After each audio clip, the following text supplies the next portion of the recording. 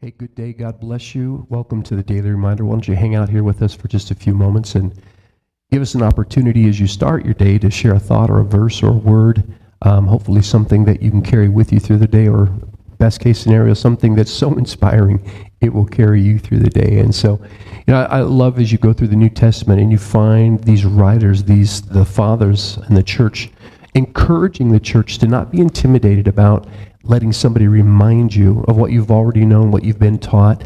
I love the verse in Hebrews 2 and verse 1. The writer says, "Therefore we ought to give the more earnest heed to those things which we have heard, lest at any time we should let them slip." So we want to never be intimidated about somebody reminding us or being reminded of what we have known, what we do know, whatever the case may be. It's this. There's just this very clear principle through the New Testament. So let me give you this verse. This is out of Mark chapter 1, verse 35. Remembering that the Lord in all things is really just a model for how you and I are to live our lives. Listen to this simple verse. "And in the morning, long before daylight, he got up and went out to a deserted place, and there he prayed." This is in the Amplified Translation. Let me read it again. "And in the morning, long before daylight, he got up and went out to a deserted place, and there he prayed." I just want to say this to you today as you start your day. Jesus really models for us because he understood the necessity of being with the Father.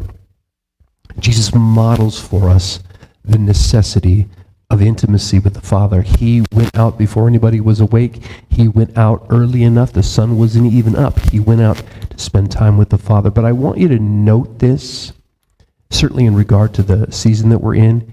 Jesus, he was naturally in a season that was very dark. The sun wasn't up. Simple. It was a dark season.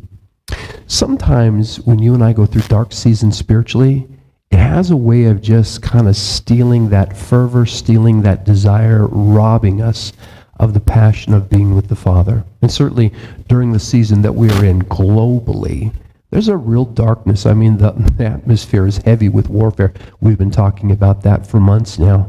But in this season that seems so spiritually dark, do not let it steal your passion for being with the Father. Again, Jesus models, he gives us this great picture in the natural that while it was still dark, he was seeking intimate communion and fellowship with the Father.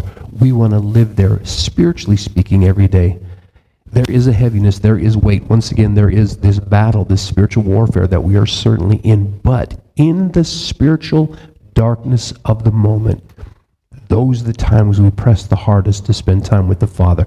In prayer, in the Word, in praise, in worship, in stillness. We do not want to allow the darkness of this season to keep us from the Father. Remember this, Psalms 91 verse 1, "He that dwelleth in the secret place," it's a hiding place. "He that dwells in the secret hiding place of the Most High shall abide in the shadow of the Almighty." Let me give you one more verse just before you go today. "You are my hiding place. You shall preserve me from trouble and compass me about with songs of deliverance." That's Psalms 32, verse 7. When we get into those places, certainly in a dark season, the Bible promises that he keeps us from trouble, and he sings over us songs that bring deliverance and freedom and liberty. What an incredible God we serve.